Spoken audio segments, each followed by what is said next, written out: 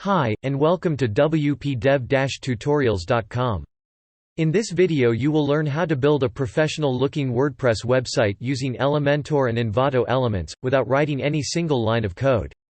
To build our website, we need 1. A domain name and a cPanel web hosting. I recommend buying the domain name and web hosting from the same provider. You can buy from GoDaddy or any other provider that uses cPanel hosting. After you buy the domain and hosting, access the cPanel from your domainname.com/cpanel with the user and password given by the provider. In the cPanel, navigate to Softaculous Apps Installer, Apps and click on WordPress. If you don't have this menu in your cPanel, email me at contact@wp-dev-tutorials.com and I will assist you.